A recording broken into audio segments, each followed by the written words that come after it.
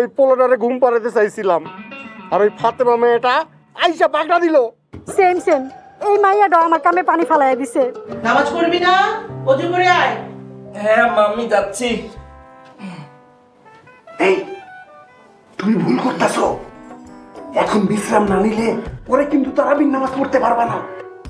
আরো বিশ্রাম নাও, শুয়ে থাকো, আরো শুয়ে থাকো। নামাজ পরে পড়া যাবে, ঘুমাই। সব শুয়ে থাকো। এই যে উড়েন। তুমি? হ্যাঁ আমি। তুমি কখন আসছো? ইফতারের সময় আইছি, লগে আব্বা আম্মাও আইছে। তা আমার রুমে কি করো? এখানে কেন আসছো? আপনার ঘরের থেকে শয়তান নামাইতে আইছি। দেখো, কথা নেই বার্তা নেই, তুম করে সপরিবারে এসে হাজির, আবার বিনা অনুমতিতে আমার রুমে এসে আমার সাথে খবরদারি করছো।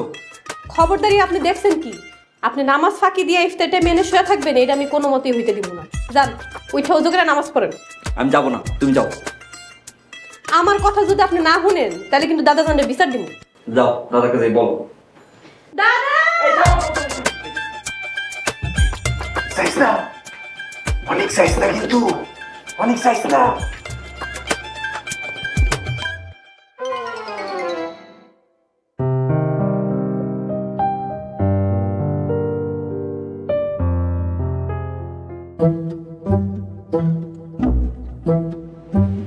কিরে বয়ার সুস্কে ফেসবুকে ঢুক, ছবি আপলোড দে।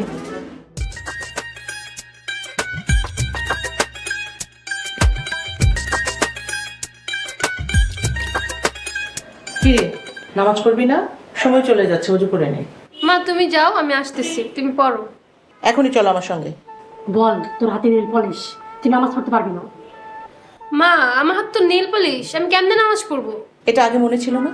এখন নীল পাশ উঠা, চল নামাজ পড়বি। এখন রিমুভার কই থেকে আনবো? রিমুভারটাও আমাকে এনে দিতে হবে। ইস, আর ভালো লাগে না।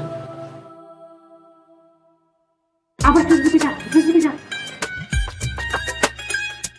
আপা এই না রিমুভার, এইটাতে নেল পলিশটা তুইলা নামাজের লেগে রেডি হয়ে যাও। তুমি এখানে? ইফতারের সময় দেখলাম আপনার হাতে নেল পলিশ, তাই ভাবলাম আপনার লেগে রিমুভারটা লয়ে যাই।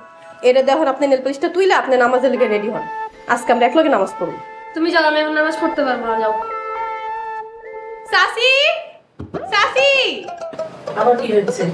দেখেন আমি আপনার লেগে রিমুভারটা লয়ে এলাম, যেটা দিয়ে নেল পলিশটা তুইলা আমরা একলগে নামাজ পড়ব। এই নীল পাশ তোল, নামাজ পড়তে হবে। নীল পাশ তোল। আচ্ছা আচ্ছা, আপনি যান, আমি নেল পলিশ তুইলা আমরা একলগে নামাজ পড়ব। ওকে নিয়ে আয়, আমি নামাজ পড়া শুরু করলাম।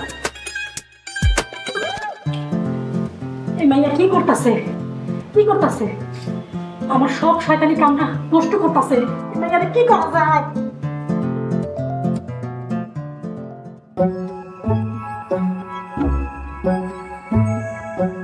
বস, মিশন তো আনসাকসেসফুল। আমার মিশনও ফেল। ওই পোলাটারে ঘুম পাড়াতে চাইছিলাম, আর ওই ফাতেমা মেয়েটা আইসা পাকড়া দিল। সেম সেম, এই মাইয়াটা আমার কামে পানি ফালাইয়া দিছে। আফসোস, এই মাইয়াটা ওর মার মতো হয় নাই। ওরা এত ভালো হইতে কইছে কেডা? বস, আমি বলি কি, ওর মার বাপরে দিয়া এই বাড়িতে আরো কিছু শয়তানি করি। ওর মার তো ইমান বলতে কিছুই নাই, খালি কুটনামি করে। অগরে দিয়া আমাকে অনেক কাজে আইব। সাবাস, এইভাবে আমাদের ডিউটি পালন করতে হইব, যাতে বিগ বস খুশি হয়। রোজার মাসে এমনি ক্লায়েন্ট পাওয়া মুশকিল, সারা বছর আল্লাহর নাম নেয় না, আর রোজা আসলে সব ইমানদার হয়ে যায়। ঠিক বলেছেন বস। এখন বড় বড় পাপীরা এমন ভাব ধরে যেন তারা ফেরেশতা, কিন্তু তারা তো আমাদের চেয়েও বড় শয়তান, জন্মের শয়তান। আমরা তো আমাদের ডিউটি পালন করি, আর এরা মানুষ হইয়া শয়তানের মতো হইতে চায়। যেমনি হোক, আমাদের বিগ বস, আমাদের লিডার, আমাদের ওস্তাদের নির্দেশ ঠিকমতো পালন করতেই হইব। চলো।